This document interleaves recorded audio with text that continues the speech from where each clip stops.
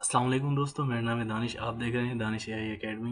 अगर आप जेंगो और पाइथन यूज़ करते हैं तो एपीआई बनाने का तरीका सीखना बहुत ज़रूरी है। आज की वीडियो में हम एक रेस्टफुल एपीआई बनाएंगे जेंगो और जेंगो रेस्ट फ्रेमवर्क का यूज़ करके। ये ट्यूटोरियल बिगनर्स और इंटरमीडिएट डेवलपर्स के लिए परफेक्ट है। चलिए स्टार्ट करते हैं।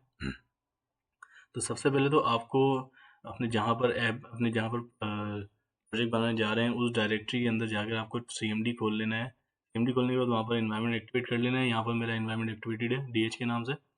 तो सबसे पहले हमें जेंगो और जेंगो रेस्ट फ्रेमवर्क इंस्टॉल करना होगा। ये एक बार इंस्टॉल हो जाए तो हम अपनी एपीआई का काम स्टार्ट कर सकते हैं। तो चलिए टर्मिनल ओपन कर लें और ये कमांड रन करें जो कि जेंगो और जेंगो रेस्ट फ्रेमवर्क इंस्टॉल करेगी। जेंगो और जेंगो रेस्ट फ्रेमवर्क इंस्टॉल करने के लिए हम लिखेंगे इंस्टॉल जेंगो और जेंगो रेस्ट फ्रेमवर्क। तो ये मेरे इन्वायरमेंट में पहले से इंस्टॉल्ड है, तो यहाँ पर इन्वायरमेंट ऑलरेडी सेटिस्फाइड लिखा हुआ आएगा। आपके पास इंस्टॉल नहीं है तो आप यहाँ पर इस कमांड से इंस्टॉल कर सकते हैं। तो हमारा दूसरा स्टेप ये होगा अपना जेंगो का प्रोजेक्ट क्रिएट करना और उसके अंदर अपनी जेंगो की ऐप क्रिएट करना। तो इंस्टॉलेशन के बाद अब हम एक नया जेंगो प्रोजेक्ट और एक ऐप क्रिएट करेंगे जो हमारी एपीआई को मैनेज करेगा। तो जेंगो का प्रोजेक्ट क्रिएट करने के लिए जेंगो की कमांड है जेंगो एडमिन स्टार्ट प्रोजेक्ट, आगे प्रोजेक्ट का नाम एपीआई रख देते हैं हम।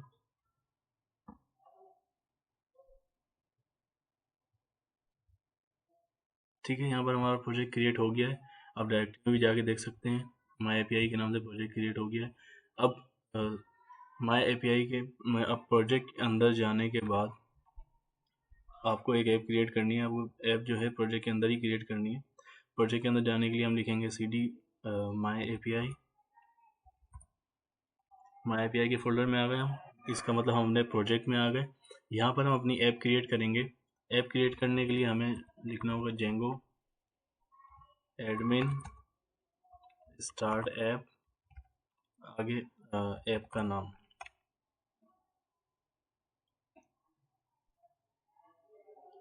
तो यहाँ पर अब हमारी ऐप क्रिएट हो गई है।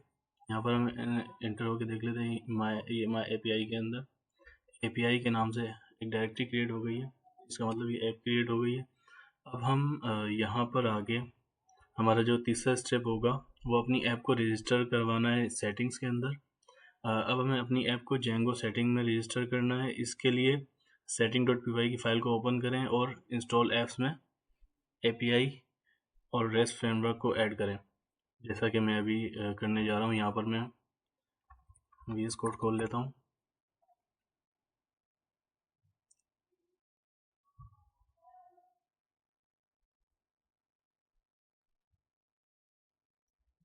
मैं आ जाऊँगा settings.py के अंदर। settings.py के अंदर आकर यहाँ पर हम इंस्टॉल ऐप्स में अपनी ऐप ऐड कर लेंगे जो हमने क्रिएट की है एपीआई के नाम से। और यहाँ पर हमें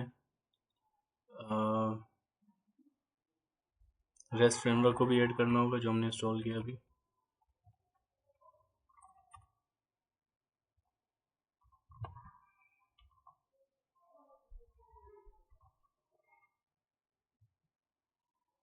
ठीक है, रेस्ट फ्रेमवर्क और एपीआई ऐप में इंस्टॉल ऐप में ऐड करने के बाद अब हमारा नेक्स्ट स्टेप या फोर्थ स्टेप ये होगा कि हम एक मॉडल क्रिएट करेंगे जो कि आप कह सकते हैं डेटाबेस में टेबल क्रिएट करेंगे। अब हमें एक मॉडल बनाना है जो हमारे डेटाबेस का स्ट्रक्चर डिफाइन करेगा। हम एक प्रोडक्ट का मॉडल बनाएंगे जो प्रोडक्ट्स का डेटा स्टोर करेगा। तो अब हमें आ जाना है अपनी ऐप के अंदर। ऐप के अंदर आपको models.py के नाम से फाइल मिलेगी। यहाँ पर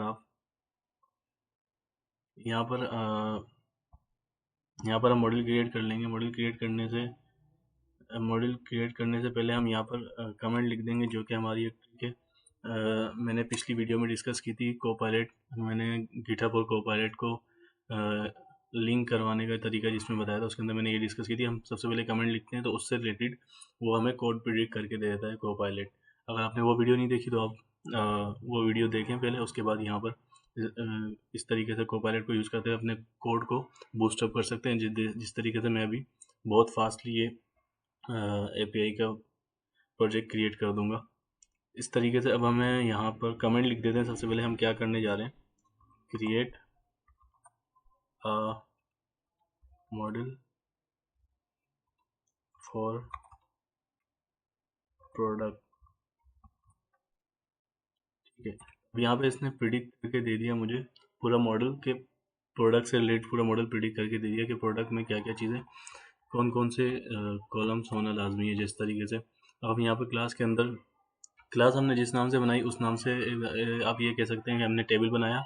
अब इसके अंदर हम कॉलम का नाम यहाँ पर जो दे रहे हैं, name is equal to model dot chart field max length. 100 का मतलब है कि प्रोडक्ट के नेम की लेंथ 100 से ज़्यादा नहीं हो सकती इंसर्ट के दौरान। उसके अलावा हम एक प्राइस का कॉलम ऐड करेंगे। यहाँ पर प्राइस का कॉलम ऐड करेंगे। फ्लोट फील्ड का मतलब ये है कि डेटा टाइप है जो 1.5 1.6 को हम फ्लोट कहते हैं। मतलब पॉइंट्स में जिस जिस नंबर में पॉइंट्स में वैल्यूज आ रही हैं उसको हम फ्लोट की डेटा टाइप कंसीडर करते हैं। तो अब यहाँ पर हम चौथा एक कॉलम, तीसरा एक कॉलम ऐड कर लेंगे स्टॉक के नाम से, जो प्रोडक्ट के स्टॉक, जिससे हम देखेंगे क्या प्रोडक्ट का स्टॉक है। इसके बाद हम फंक्शन की जो डिफ़ॉल्ट स्ट्रिंग है वो यहाँ पर डिफ़ाइन कर देंगे, जो कि ये रिटर्न करेगा क्लास का नाम। और इसी तरीके से हम नेक्स्ट, अब हमने मॉडल क्रिएट कर लिया है, इसको सेव करें। और हमारा नेक्स्ट स्टेप ये होगा कि हमें माइग्रेशन करनी होगी मॉडल बनाने के बाद। अब हमें डेटाबेस को अपडेट करने के लिए इसके लिए माइग्रेशन कमांड रन करनी होगी। माइग्रेशन कमांड रन करने के लिए आप आ जाएंगे टर्मिनल में आप रन करेंगे python manage.py make migration।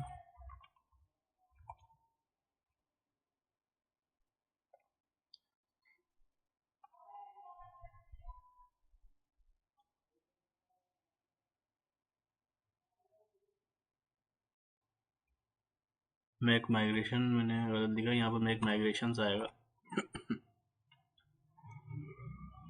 तो यहाँ पर इसने प्रोडक्ट के नाम से एक टेबल क्रिएट कर दिया है हमारे डेटाबेस में। अब हम माइग्रेशन के बाद एक और कमांड रन होगी माइग्रेट की। अब ये मॉडल वाला स्टेप हमारा कंप्लीट हो चुका है। अब हमारा जो नेक्स्ट स्टेप होगा, एक हमें सीरियलाइज़र क्रिएट करना है जो कि हमारे मॉडल को जेसन में कन्वर्ट करेगा। मॉडल से मुराद आप ये कह सकते हैं कि आपके डेटाबेस के टेबल को, या आपके डेटाबेस में जो टेबल है प्रोडक्ट का, उसके डेटा को जेसन में कन्वर्ट करेगा, ताकि हम उसको व्यू कर सकें अपने एक्सेस के दौरान, हम उसको जेसन के फॉर्मेट में व्यू कर सकें। तो serializer डॉट py की फ़ाइल हम क्रिएट कर लेते हैं API की ऐप के अंदर। आप क्रिएट कर लेंगे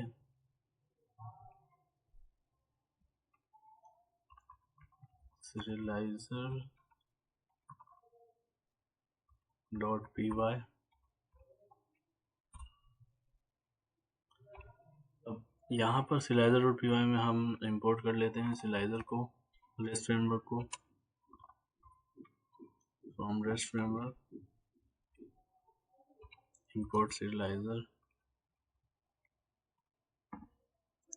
अब यहाँ पर हम इंपोर्ट कर लेते हैं मॉडल को फ्रॉम डॉट मॉडल्स। डॉट से मीन्स करंट डायरेक्टरी में जो मॉडल्स के नाम से फाइल है उसमें से हम इंपोर्ट कर लेंगे अपने मॉडल को, जो हमने प्रोडक्ट के नाम से क्रिएट किया था। यहाँ पर हमने प्रोडक्ट को इंपोर्ट कर लिया है, मॉडल को इंपोर्ट कर लिया है। अब उसको हम सीरियलाइज फॉर्म में कन्वर्ट करने के लिए हम यहाँ पर क्लास क्रिएट करेंगे प्रोडक्ट सीरियलाइजर नाम से। उसको सीरियलाइज करेंगे मॉडल को।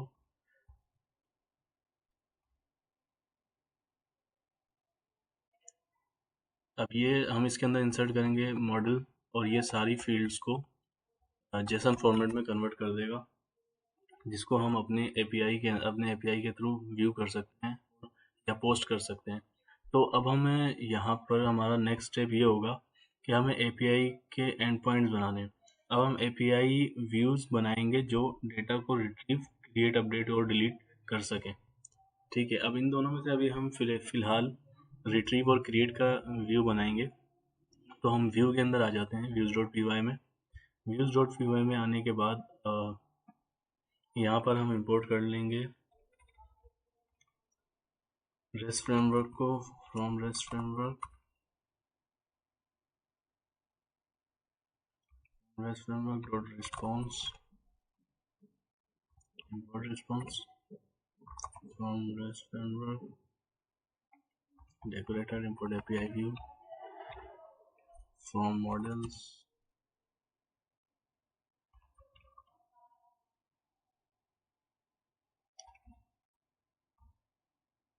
from dot models।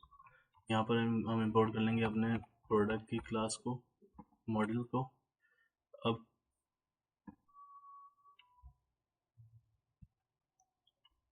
प्रोडक्ट को इंपोर्ट करने के बाद अब हम प्रोडक्ट सीरियलाइजर को इंपोर्ट करेंगे, जो हमने सीरियलाइजर की फाइल बनाई थी सीरियलाइजर के नाम से। सीरियलाइजर में प्रोडक्ट सीरियलाइजर को इंपोर्ट कर लेंगे ताकि हम सीरियलाइज फॉर्म में जो हमें डेटा रिटर्न करेगा।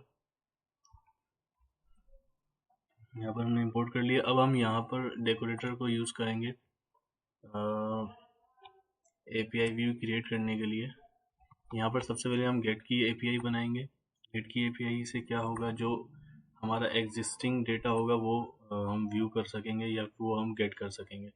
तो गेट की एपीआई बनाने के लिए सबसे पहले हम एक फंक्शन बनाएंगे। फंक्शन का नाम हम गेट प्रोडक्ट के नाम से सेट कर देंगे।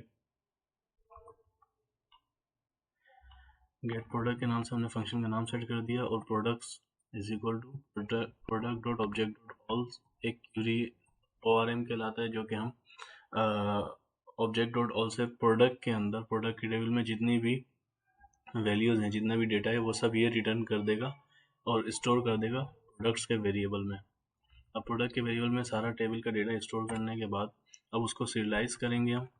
सीरियलाइज करने के बाद अब उसको रिटर्न करेंगे, सीरियलाइज डेटा को रिटर्न करेंगे। उसके अंदर उसको जिस सीरियलाइज डेटा को हम रिटर्न करेंगे एपीआई को व्यू कराने के लिए। अब यहाँ पर हमने गेट की एपीआई बना ली, लेकिन हम गेट की एपीआई हमने बना तो ली, लेकिन हम कुछ व्यू नहीं कर सकते क्योंकि उसके अंदर कोई डेटा है ही नहीं, मौजूद ही नहीं है। यहाँ पर एक पोस्ट की एपीआई भी बना लेंगे। पोस्ट की एपीआई हम बनाएंगे डेटा को स्टोर करने के लिए, डेटा स्टोर करने के लिए अपने टेबल के अंदर। यहाँ पर हम एक ऐड प्रोडक्ट का वो बना लेते हैं, जो कि सेव करेगा डेटा को। गेट का डेटा को हम पोस्ट करवा सकते हैं इसके थ्रू। यहाँ पर हम सीरियलाइजर, प्रोडक्ट सीरियलाइजर को हम इंपोर्ट हमने किया हुआ है, यहाँ पर हम यूज़ कर लेंगे। और यहाँ पर सबसे पहले हम यूज़ करेंगे if serialiser dot is valid. Serialiser dot is valid ये करेगा कि हम जो डेटा पोस्ट कर रहे हैं, जब भी एपीआई हम कॉल करेंगे पोस्ट की, डेटा जो हम पोस्ट कर रहे होंगे तो वो डेटा वैलिड है या नहीं पोस्ट करते हुए, तो ये चेक करेगा। अगर वैलिड है वो सेव करा देगा हमारे डेटाबेस में, टेबल में। इसी तरीके से हमने पोस्ट की एपीआई भी यहाँ पर क्रिएट कर ली है। अब हम आ जाएंगे ऐप के अंदर। अब हमें क्रिएट करना है, हमारा नेक्स्ट स्टेप ये होगा URLs क्रिएट करना। अब हमें एपीआई के URLs डिफाइन करने हैं ताकि हम इन्हें ब्राउज़र या पोस्टमैन से एक्सेस कर सकें। तो URLs डिफाइन करने के लिए हम अपनी ऐप के अंदर urls.py के नाम से फाइल बना लेंगे।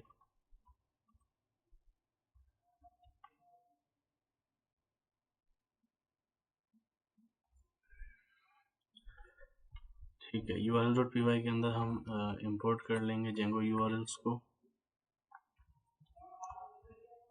Django.urls।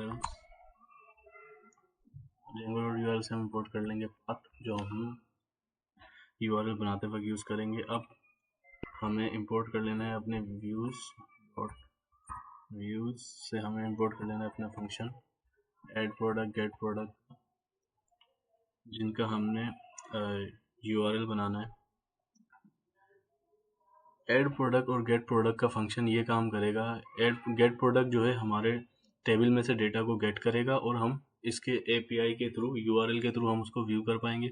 ऐड प्रोडक्ट का फंक्शन ये करेगा कि हम पोस्ट की API हमने जो बनाई है, पोस्ट का डेकोरेटर हमने यूज़ किया है, API व्यू का डेकोरेटर जो हमने यूज़ किया है उसके अंदर हमने पोस्ट का पैरामीटर पास किया है, तो पोस्ट का भी ये करेगा, हम जो भी डेटा पोस्ट करेंगे वो सेम टेबल में इंसर्ट करवाएगा। यहाँ पर जैसा कि हम व्यूज़ में देख सकते हैं, सेम टेबल हम यूज़ कर रहे हैं, प्रोडक्ट सीरियलाइजर। तो अब हमें URLs क्रिएट करने हैं ताकि हम अपने API को एक्सेस कर सकें। URLs क्रिएट करने के लिए सबसे पहले हम वेरिएबल बनाएंगे URL पैटर्न्स का। उसके अंदर हम मेंशन करेंगे पाथ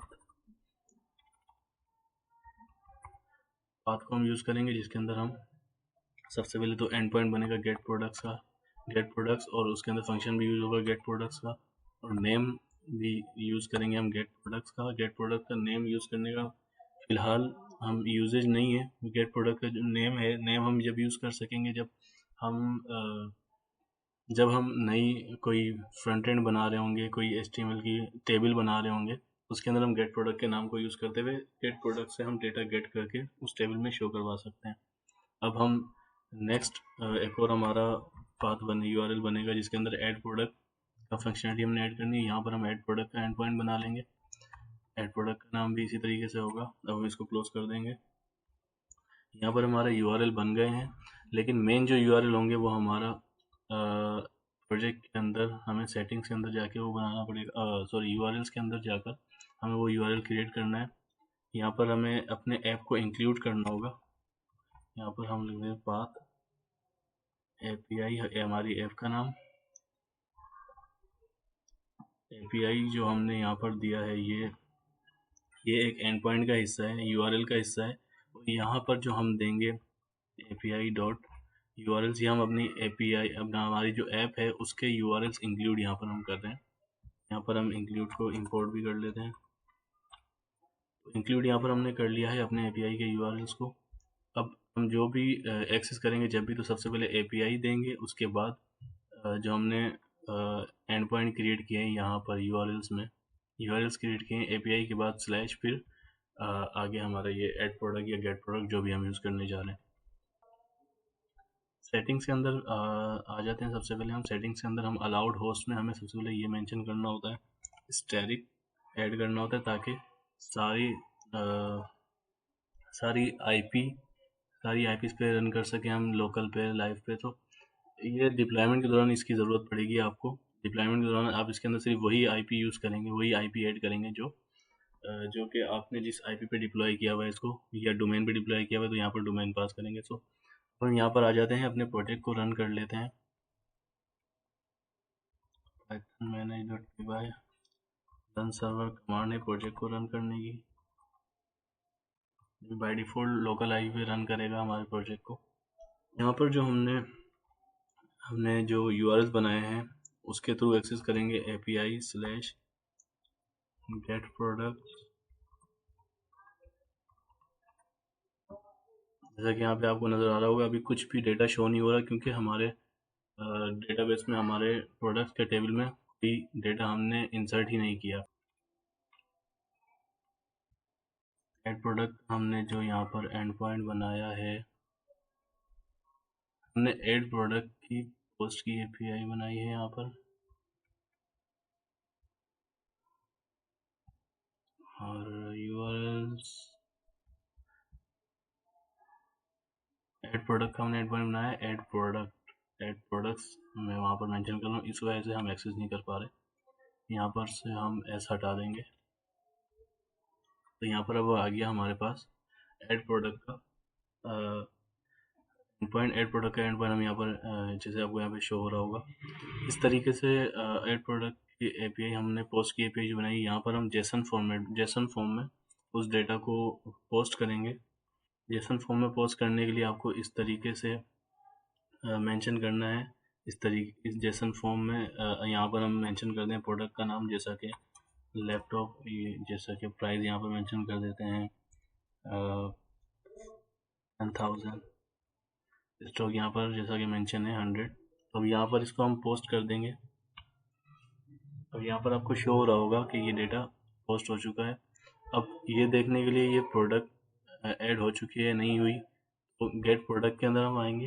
गेट प्रोडक्ट में हमने ये गेट की एपीआई जो हमने बनाई थी, गेट प्रोडक्ट में ये होगा कि जो प्रोडक्ट एग्जिस्ट कर रही हैं उसके अंदर, टेबल के अंदर, सिर्फ वो वहाँ पर हमें शो कराएगा।